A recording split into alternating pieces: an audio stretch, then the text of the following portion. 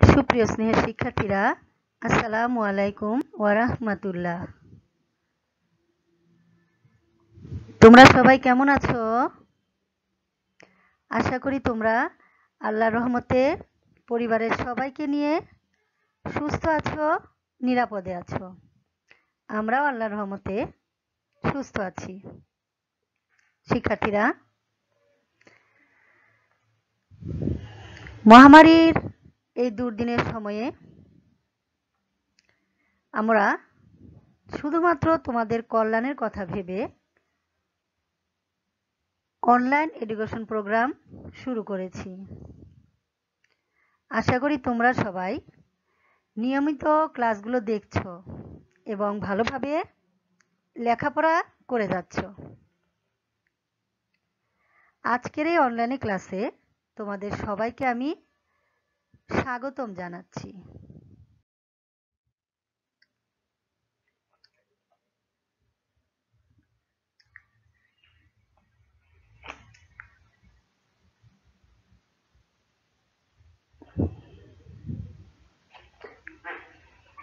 আমি ফেরদৌসী বেগম, সহকারী শিক্ষক বাংলা, সাভার ক্যান্টনমেন্ট বোর্ড বালক উচ্চ বিদ্যালয়, সাভার, ঢাকা। শিক্ষার্থীরা, আজ আমি তোমাদের অর্থনীতি বিষয়ের প্রথম অধ্যায় থেকে অর্থনীতি পরিচয় এই অধ্যায়টি পড়াবো। তাহলে আজ আমরা কোন অধ্যায় পড়ব বলো তো? অর্থনীতি বই থেকে আমরা প্রথম অধ্যায় অর্থনীতি পরিচয় এই সম্পর্কে আলোচনা করব। আমি তোমাদের পূর্বের ক্লাসে এই অধ্যায় থেকে তোমাদের কিছু অংশ পড়িয়েছি। তোমাদের সেগুলো আবার একটু মনে করে দিতে চাচ্ছি। কি কি তোমাদের পড়িয়েছিলাম? এই অধ্যায় থেকে আমি এর পূর্বের ক্লাসে তোমাদের পড়িয়েছি অর্থনীতির উৎপত্তি ও বিকাশ কিভাবে হয়েছে, অর্থনীতি সম্পর্কে বিভিন্ন অর্থনীতিবিদদের সংজ্ঞা এবং অর্থনীতির যে 10টি মৌলিক নীতি আছে সে নীতি থেকে 5টি নীতি নিয়ে আলোচনা করেছিলাম।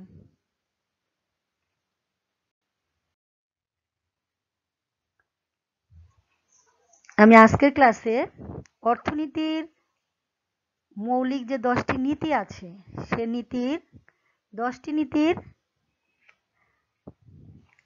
শেষ 5টি নীতি সম্পর্কে আলোচনা করব। এর পূর্বে আমি তোমাদের এই 10টি নীতি থেকে 5টি নীতি পড়িয়েছি। আজ আমি 5টি নীতি সম্পর্কে আলোচনা করব এবং বিভিন্ন ধরনের অর্থনৈতিক ব্যবস্থা নিয়ে আলোচনা করব। তাহলে শিক্ষার্থীরা, তোমরা সবাই বই হাতে নিয়ে মনোযোগী হও।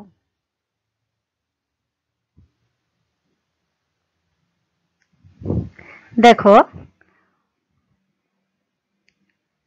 অর্থনীতির 10টি মৌলিক নীতি রয়েছে। এই 10টি মৌলিক নীতির 5টি নীতি আমি পূর্বের ক্লাসে পড়িয়েছি। আজকে আমি তোমাদের বাকি 5টি নীতি পড়াচ্ছি। 6 নম্বর নীতি, অর্থনৈতিক কার্যক্রম সংগঠিত করার জন্য বাজার একটি উত্তম পন্থা।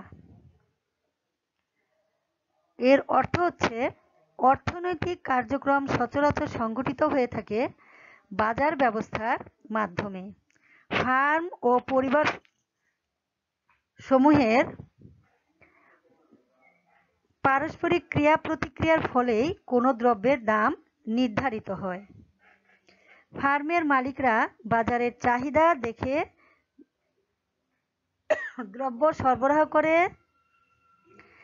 এবং অসংখ্য পরিবার তাদের আয় ও প্রয়োজন অনুসারে এই সমস্ত দ্রব্য ও সেবা সামগ্রী ক্রয় করে। তাহলে তোমরা কি বুঝলে যে ফার্ম ও পরিবার সমূহের পারস্পরিক ক্রিয়া প্রতিক্রিয়ার ফলেই কোনো দ্রব্যের দাম নির্ধারিত হয়। যে কোনো ফার্মের মালিকরা বাজারের চাহিদা অনুযায়ী দ্রব্য সরবরাহ করে এবং অসংখ্য পরিবার তাদের আয় ও প্রয়োজন অনুসারে এ সমস্ত দ্রব্য ও সেবা সামগ্রী ক্রয় করে। এবার দেখো 7 নম্বর নীতি। সরকার কখনো কখনো বাজার নির্ধারিত ফলাফলের উৎকর্ষ সাধন করতে পারে। এর অর্থ হচ্ছে বাজার ব্যবস্থা সাধারণত নানা ধরনের স্বতঃস্ফূর্ত চাহিদা ও সরবরাহের ক্রিয়া প্রতিক্রিয়ার মাধ্যমে পরিচালিত হয়ে থাকে।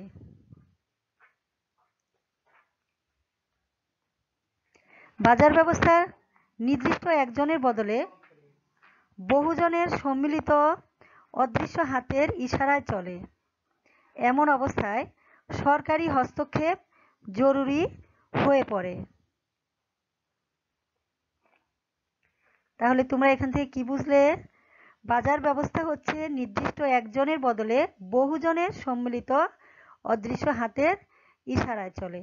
অর্থাৎ বাজার ব্যবস্থা, বাজারে যে কার্যক্রম পরিচালিত হয় বা যেভাবে বাজার পরিচালিত হয় সেখানে বহুজনের সম্মিলিত অদৃশ্য হাতের ইশারায় চলে, কিন্তু সবসময় ব্যাপারটি সঠিকভাবে হয় না। এমন অবস্থায় সরকারি হস্তক্ষেপ জরুরি হয়ে পড়ে। যেমন শিক্ষা, স্বাস্থ্য, আইন শৃঙ্খলা, সম্পদের সুষ্ঠু ব্যবহারের অপারগতা, পরিবেশ দূষণ এবং দুর্নীতির মতো বিষয়গুলো থেকে সমাজকে রক্ষা করার জন্য সরকারি হস্তক্ষেপ দরকার হয়। এবার দেখো 8 নম্বর নীতি। একটি দেশের মানুষের জীবনযাত্রার মান নির্ভর করে সে দেশের দ্রব্য ও সেবা উৎপাদনের ক্ষমতার উপর। যেসব দেশের মানুষের দ্রব্য ও সেবা উৎপাদন করার ক্ষমতা বেশি তাদের জীবনযাত্রার মান উন্নত হয়। উন্নত দেশসমূহের মানুষের উৎপাদন ক্ষমতা বেশি বলে তাদের মাথাপিছু আয় অনেক বেশি। এর অর্থ হচ্ছে যেসব দেশের মানুষের দ্রব্য ও সেবা উৎপাদন করার ক্ষমতা অনেক বেশি থাকে সেসব দেশের মানুষের জীবনযাত্রার মানও কিন্তু তত উন্নত হয়। উন্নত দেশের মানুষের উৎপাদন ক্ষমতা বেশি, তাই তাদের মাথাপিছু আয়ও অনেক বেশি। অর্থাৎ উৎপাদন যত বেশি হবে সেই উৎপাদিত দ্রব্য বা সেবা বিক্রি করে মানুষের মাথাপিছু আয় অনেক বেশি হবে, তাই না? আর উৎপাদন কম হলে কি হয়? উৎপাদন ক্ষমতা কম থাকলে মাথাপিছু আয়ও কমে যায় আর জীবনযাত্রার মানও নিম্ন হয়ে যায়। তাই বলা হয়েছে একটি দেশের মানুষের জীবনযাত্রার মান নির্ভর করে সে দেশের দ্রব্য ও সেবা উৎপাদন ক্ষমতার উপর। এবার দেখো 9 নম্বর নীতি। যখন সরকার অতিমাত্রায় মুদ্রা ছাপায় তখন দ্রব্যমূল্য বেড়ে যায়। মুদ্রা ছাপানোর ক্ষমতা কেন্দ্রীয় ব্যাংকের হাতে থাকে। কেন্দ্রীয় ব্যাংক যদি অধিক মাত্রায় মুদ্রা ছাপায় তাহলে মুদ্রাস্ফীতি ঘটে, অর্থাৎ দ্রব্যের মূল্যস্তর বাড়ে। তাহলে তোমরা জানতে পারলে যে মুদ্রা ছাপানোর ক্ষমতা কোন ব্যাংকের হাতে থাকে? কেন্দ্রীয় ব্যাংকের হাতে থাকে। আর কেন্দ্রীয় ব্যাংক যদি অনেক বেশি মুদ্রা ছাপায় তাহলে মুদ্রাস্ফীতি ঘটে। আর মুদ্রাস্ফীতি ঘটলে অর্থের মান বা মূল্য কমে যায়। কিভাবে অর্থের মূল্য কমে যায় আমি একটি উদাহরণের মাধ্যমে তোমাদের বুঝিয়ে দিচ্ছি। মনে করো তুমি 500 টাকা খরচ করলে লেখাপড়ার প্রয়োজনীয় সামগ্রী পেয়ে যাও, কিন্তু টাকার মান কমে যাওয়ায় ওই সামগ্রী পেতে তোমাকে 650 টাকা ব্যয় করতে হচ্ছে, যা পূর্বের 500 টাকার চেয়ে 150 টাকা বেশি।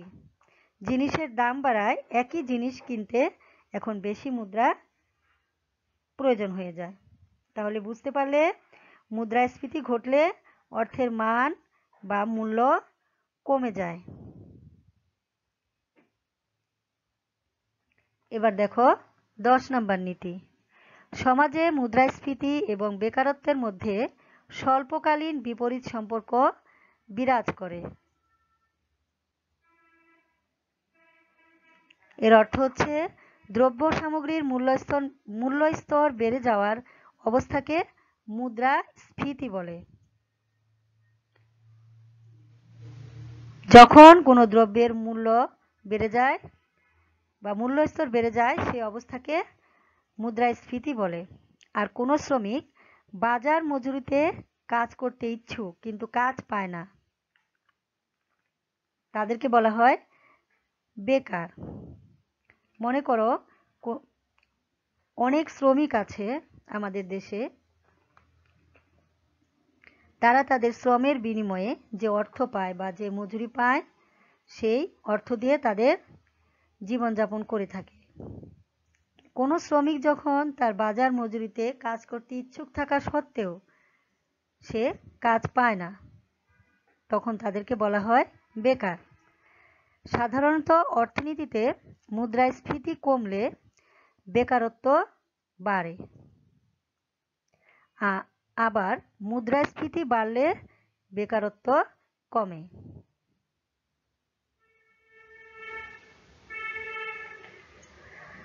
তাহলে তোমরা বুঝতে পারলে। এখান থেকে দেখো দু একটি ছোট প্রশ্ন হতে পারে তোমাদের। মুদ্রাস্ফীতি কাকে বলে? বেকার কারা? মুদ্রাস্ফীতি বাড়লে বেকারত্ব কমে না বাড়ে? এই ধরনের ছোট ছোট প্রশ্ন এখান থেকে হতে পারে। তাই তোমরা যে কোনো অধ্যায় ভালোভাবে বারবার রিডিং পড়বে, ভালোভাবে আয়ত্ত করবে। তাহলে তোমরা এই পড়ার ভেতর থেকে সৃজনশীল প্রশ্ন এবং বহুনির্বাচনী প্রশ্নের উত্তর তোমরা সুন্দরভাবে গুছিয়ে লিখতে পারবে। তাহলে শিক্ষার্থীরা, অর্থনীতির 10টি মৌলিক নীতি তোমাদের পড়া হয়ে গেল। পূর্বের ক্লাসে 5টি নীতি পড়িয়েছি, আর আজকেও 5টি নীতি তোমাদের ব্যাখ্যা করে বুঝিয়ে দিলাম। এখন তোমরা জেনে নাও আয়ের বৃত্তাকার প্রবাহ। দুটি খাত। একটি সরল অর্থনীতিতে দুই ধরনের প্রতিনিধি থাকে, ভোক্তা বা পরিবার এবং উৎপাদক বা ফার্ম।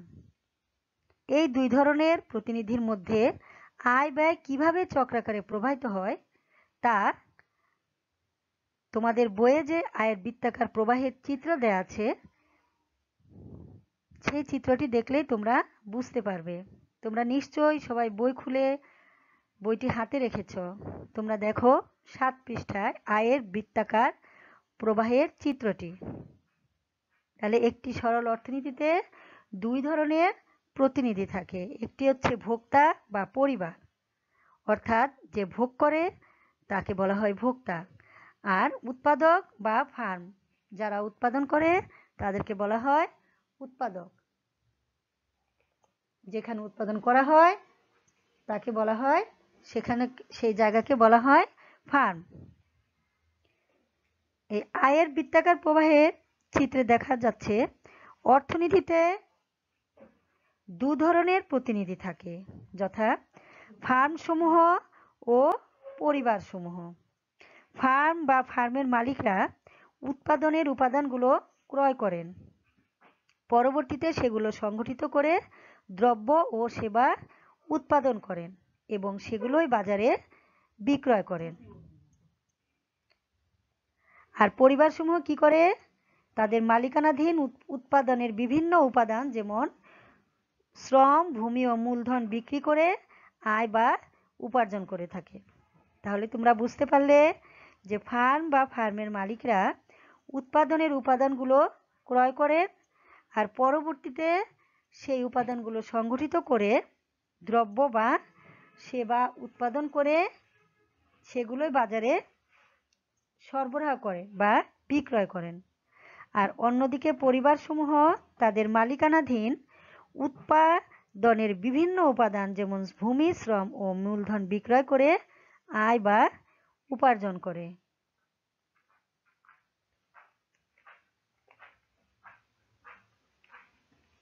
শ্রমিক আয় করেন মজুরি, আর ভূমির মালিক উপার্জন করেন খাজনা এবং মূলধনের মালিক লাভ করেন সুদ।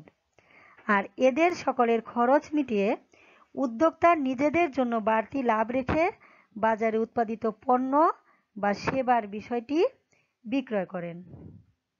তাহলে তোমরা বুঝতে পারলে, তোমরা সবাই জানো যে শ্রমিক যে শ্রম দেয় তার বিনিময়ে সে মজুরি পায়, আর ভূমির মালিক উপার্জন করেন খাজনা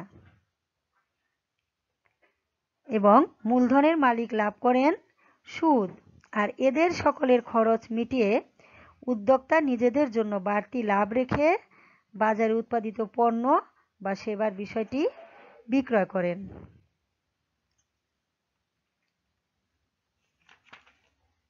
সেজন্য উদ্যোক্তার অবশিষ্ট আয়টিকে বলা হয় মুনাফা। পরিবারসমূহ তাদের আয় উপার্জনের সাহায্যে ফার্মের কাছ থেকে ক্রয় করেন দ্রব্য ও সেবা। এভাবে উৎপাদিত দ্রব্য ও সেবা এবং আয়ের বৃত্তাকার প্রবাহের মাধ্যমে সমগ্র অর্থনীতির চাকা সচল থাকে। একেই নাম দেওয়া হয়েছে আয়ের বৃত্তাকার প্রবাহ।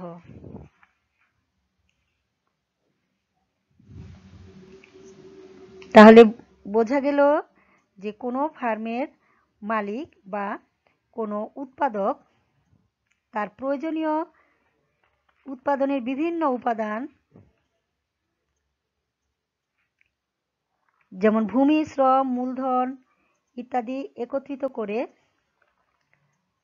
কোনো দ্রব্য বা সেবা উৎপাদন করেন এবং তার উৎপাদনের খরচ মিটিয়ে উৎপাদক বা উদ্যোক্তা বাড়তি লাভ রেখে বাজারে উৎপাদিত পণ্য বা সেবার বিষয়টি বিক্রয় করেন। সেজন্য উদ্যোক্তার অবশিষ্ট আয়কে বলা হয় মুনাফা।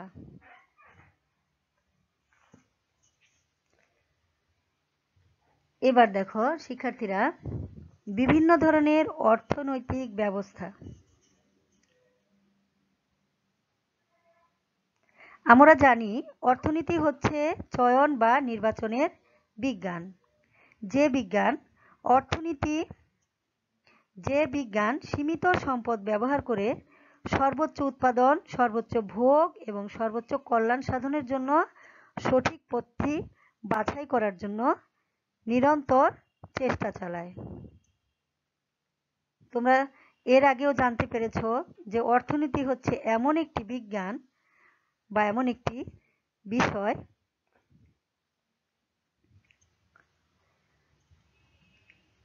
যে বিষয় সম্পর্কে জানতে পারলে তোমরা সর্বোচ্চ উৎপাদন, সর্বোচ্চ ভোগ এবং সর্বোচ্চ কল্যাণ সাধনের জন্য সঠিক পথটি তোমরা বাছাই করে নিতে পারবে। তাহলে অর্থনীতি হচ্ছে নির্বাচনের বিজ্ঞান। অর্থনীতি হচ্ছে এমন একটি বিজ্ঞান যা সীমিত সম্পদ ব্যবহার করে সর্বোচ্চ উৎপাদন, সর্বোচ্চ ভোগ এবং সর্বোচ্চ কল্যাণ সাধনের জন্য সঠিক পথটি বাছাই করার জন্য নিরন্তর চেষ্টা চালায়। সেজন্য অর্থনৈতিক ব্যবস্থা সর্বদা তিনটি প্রশ্নের উত্তর খুঁজছে।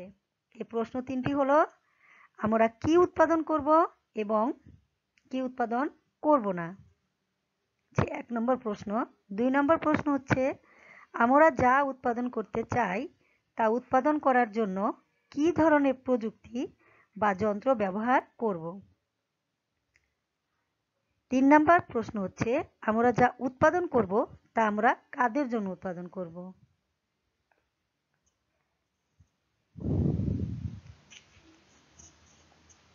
তাহলে প্রথমে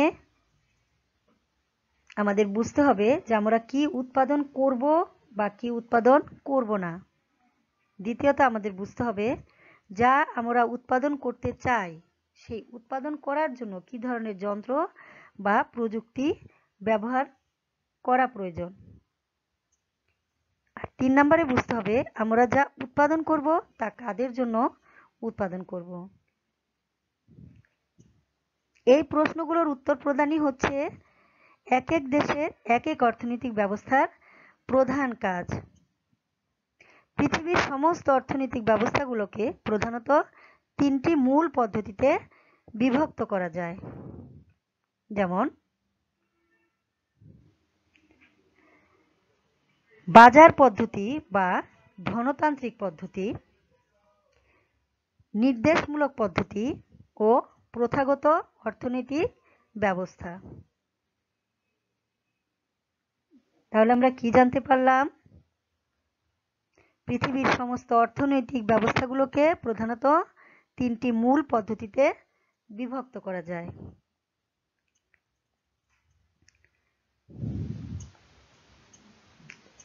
যেমন বাজার পদ্ধতি বা ধনতান্ত্রিক পদ্ধতি। এই পদ্ধতিতে সমস্ত সিদ্ধান্তই বাজারের যুক্তি অনুযায়ী নির্ধারিত হবে। যেমন যে পণ্যের চাহিদা বাজারে বেশি হবে এবং যার দাম বেশি হবে সেটাই বেশি বেশি করে উৎপাদিত হবে। বাজারের আপেক্ষিক চাহিদাই নির্ধারণ করে দেবে উৎপাদনের বিন্যাস। অর্থাৎ এ থেকে তোমরা বুঝতে পারছো যে বাজারে যে পণ্যের চাহিদা যখন বেশি হয়, যার দাম বেশি হবে সেটাই বেশি করে উৎপাদিত হবে। তাহলেই উৎপাদক মুনাফা অর্জন করতে পারবে। এবার দেখো খ নম্বর, যে প্রযুক্তিতে একটি পণ্য তৈরি করার বাজার নির্ধারিত খরচ সর্বনিম্ন সে প্রযুক্তি ব্যবহার করেই ওই পণ্য তৈরি করা হবে। অর্থাৎ যে প্রযুক্তি ব্যবহার করে বা যে যন্ত্র ব্যবহার করে একটি পণ্য উৎপাদন করা যাবে সর্বনিম্ন খরচে, সেই প্রযুক্তি ব্যবহার করে ওই পণ্যটি তৈরি করা হবে। তাহলেই কি হবে? উৎপাদনকারী বা ফার্ম মুনাফা অর্জন করতে পারবে। এবার দেখো গ নাম্বার, বাজারে যে উৎপাদন উপকরণের দাম যেরকম নির্ধারিত হবে তার মালিকরা ঠিক সেরকম আয় ও ভোগ করবেন। অর্থাৎ বাজারে উৎপাদনের উপকরণের দাম যেভাবে নির্ধারিত হবে সে অনুযায়ী মালিকরা আয় ও ভোগ করবেন।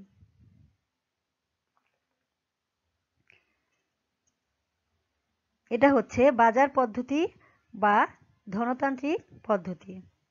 এবার দেখো নির্দেশমূলক পদ্ধতি। এই পদ্ধতিতে কি উৎপাদন হবে তা নির্ধারণ করে দেয় কেন্দ্রীয় কর্তৃপক্ষ। এখানে সমস্ত সম্পদ ও উৎপাদন উপকরণের মালিক হচ্ছে রাষ্ট্র বা সমাজ। তাদের প্রতিনিধি হিসেবে কেন্দ্রীয় পরিকল্পনা মন্ত্রণালয়ই চূড়ান্ত বিচারে কি উৎপাদিত হবে, তার জন্য কি প্রযুক্তি বাছাই হবে, কার কি দাম হবে, কার কি আয় ও ভোগ হবে ইত্যাদি সব নির্ধারণ করে দেন। তাই এই ব্যবস্থাকে নির্দেশমূলক ব্যবস্থা বলা হয়।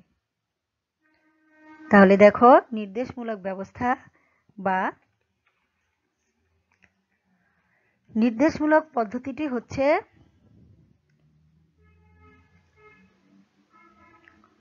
এই পদ্ধতিতে কি উৎপাদন হবে তা নির্ধারণ করে দিবে কেন্দ্রীয় কর্তৃপক্ষ। আর এখানে সমস্ত সম্পদ ও উৎপাদন উপকরণের মালিক হচ্ছে রাষ্ট্র বা সমাজ। আর এর প্রতিনিধি হিসেবে কেন্দ্রীয় পরিকল্পনা মন্ত্রণালয়ই চূড়ান্ত ভাবে বিচার করবেন যে কি উৎপাদিত হবে, তার জন্য কি প্রযুক্তি বাছাই হবে, আর কোন দ্রব্যের কোন মূল্য হবে, কার কি আয় হবে, কার কি ভোগ হবে, সবই প্রতিনিধি নির্ধারণ করে দেন। তাদের এই আদেশ অনেকটা আইনের মতো সকল অর্থনৈতিক খেলোয়াড়কেই মেনে চলতে হয়।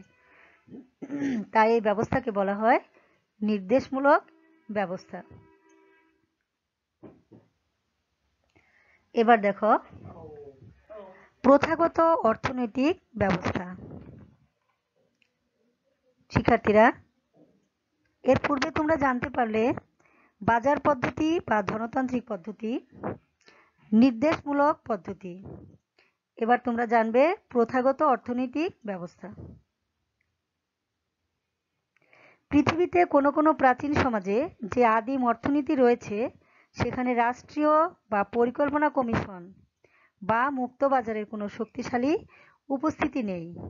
সেসব সমাজে ব্যক্তি সচরাচর ধর্মীয় মূল্যবোধ বা আবহমান কাল ধরে চলে আসা বাবা দাদাদের প্রথা অনুযায়ী অর্থনৈতিক সিদ্ধান্ত গ্রহণ ও পরিচালনা করেন।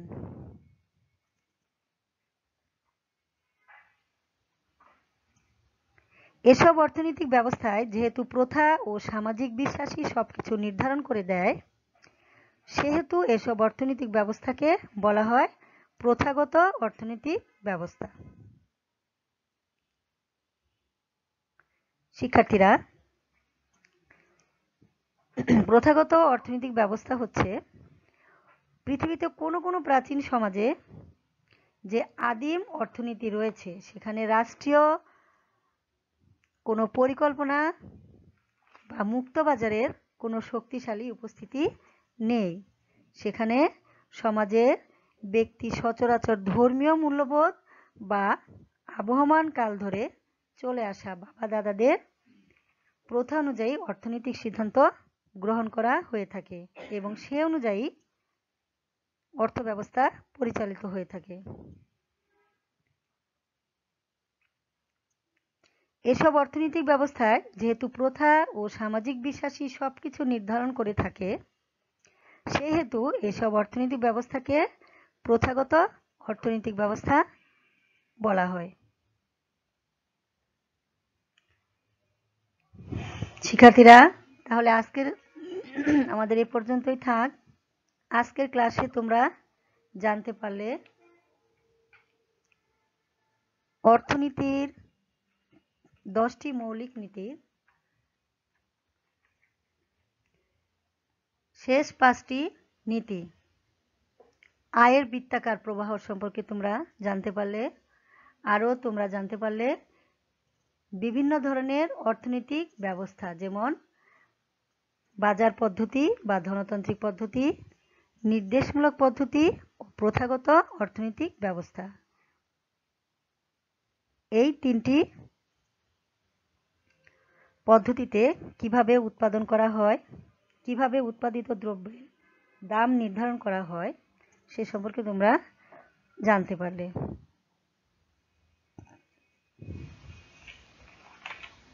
শিক্ষার্থীরা, আজ যেটুকু পড়ানো হলো তোমরা খুব ভালোভাবে বই দেখে বারবার পড়বে এবং ভালোভাবে আয়ত্ত করবে। তোমাদের বাড়ির কাজ থাকবে বিভিন্ন ধরনের অর্থনৈতিক ব্যবস্থা কি কি, আয়ের বৃত্তাকার প্রবাহ কাকে বলে, এটুকুই তোমাদের বাড়ির কাজ থাকলো। ভালোভাবে পড়বে এবং লিখবে।